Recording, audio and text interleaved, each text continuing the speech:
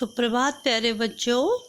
आज हम एक नवीन अध्याय पढ़ेंगे और इसका सारांश मैंने पिछले वीडियो में आपको समझा दिया था।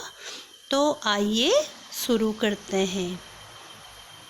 चिट्ठियों की अनूठी दुनिया। तो सबसे पहले लेखक का परिचय।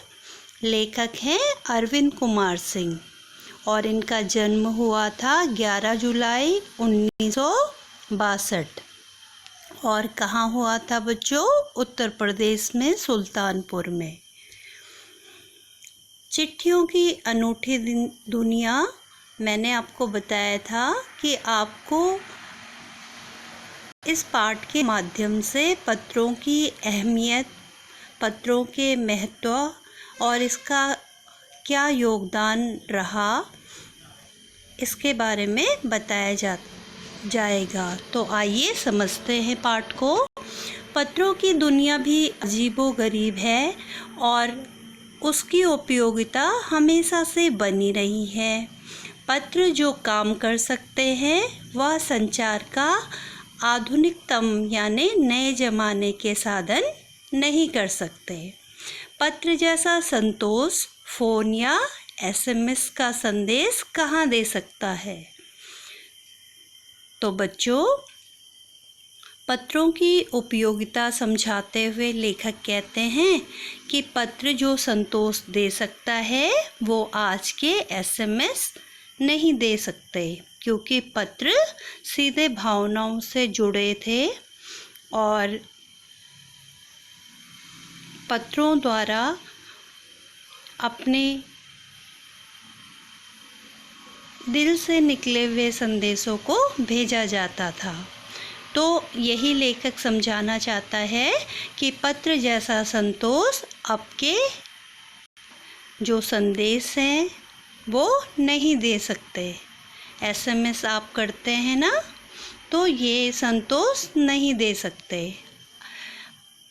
पत्रों का भाव सब जगह एक सा है, भले ही उसका नाम अलग अलग है।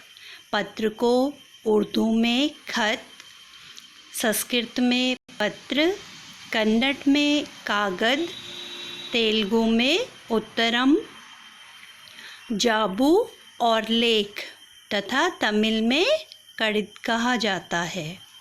तो आपको ये याद करने हैं बच्चों कि पत्र को अन्य भाषाओं में क्या क्या कहा जाता है।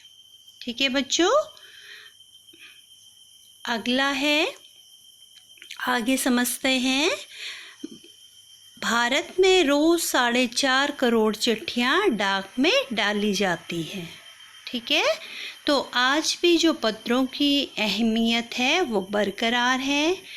पत्र यादों को सहेज कर रखते हैं। सहेज कर रखना यानी संभाल कर रखते हैं। इसमें किसी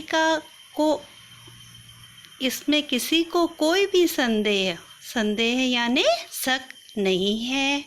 हर एक की अपनी पत्र लेखन कला है और हर एक के पत्रों का अपना दायरा है। दायरे का अर्थ होता है सीमा। दुनिया भर में रोज करोड़ों पत्र एक दूसरे को तलाशते हैं, उनके ठिकानों तक पहुंचाए जाते हैं। तो ठिकाने यानी जगह। भारत में ही रोज़ 4.5 करोड़ चिट्ठियाँ डाक में डाली जाती हैं, जो साबित करती हैं कि पत्र कितनी अहमियत यानी महत्व रखते हैं। पिछली शताब्दी का अर्थ होता है बेटा 100 वर्ष। तो पिछली शताब्दी में पत्र लेखन ने एक कला का रूप ले लिया है। डाक व्यवस्था के सुधार के साथ पत्रों को सही दिशा देने के लिए विशेष प्रयास यानी कोशिश की गई। पत्र संस्कृति यानी परंपरा, संस्कृति को विकसित करने के लिए स्कूल पाठ्यक्रमों में भी पत्र लेखन का विषय भी सम्मिलित किया गया है। ठीक है, तो लेखन कला के विकास के लिए विकसित करने के लिए उसे स्कूलों में भी आपके सिलेबस में इसीलिए पत्र लेखन डाला गया है कि इससे आपकी लेखन कला सुधर सके। भारत ही नहीं, दुनिया के कई देशों में ये प्रयास चले और विश्व डाक संघ ने अपनी ओर से भी काफ़ी प्रयास करे। विश्व डाक संघ की ओर से 16 वर्ष से कम आयु के बच्चों के लिए पत्र लेखन प्रतियोगिताएं आयोजित करने का सिलसिला यानी क्रम सन 1772 में शुरू किया गया।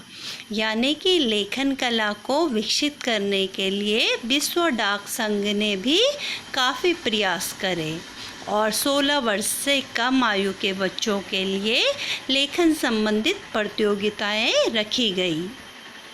और यह सिलसिला कब आरंभ हुआ बच्चों? तो यह सिलसिला हुआ 1972 में। यह सही है कि ख़ास तौर पर बड़े शहरों और महानगरों में संचार साधनों में तेज विकास तथा अन्य कारणों से पत्रों की आवाजाही यानी आना जाना। आवाजाही का अर्थ क्या होता है? आना जाना। तो पत्रों की आवाजाही प्रभावित हुई, पर गांव दुनिया आज भी चिट्ठियों से ही चल रही है। यानी कि गाँव में आज भी जो चिट्ठियों का महत्व है वो बरकरार है। आज भी माध्यम का साधन पत्र बने हुए हैं। फैक्स, ईमेल, टेलीफोन तथा मोबाइल ने चिट्ठियों की तेज़ी को रोका है, पर व्यापारिक डाक की संख्या लगातार बढ़ रही है। अब क्योंकि आधुनिक संचार का माध्यम फ़ोन बन चुके हैं, कंप्यूटर बन चुके हैं, तो इनके माध्यम से हम अपने संदेश भेजा करते हैं। तो चिट्ठियों की जो तेज़ी थी वो रुक गई है, लेकिन जो व्यापारिक डाक है इसकी संख्या लगातार बढ़ी हुई है। ठीक है, तो आज के लिए इतना ही। धन्यवाद।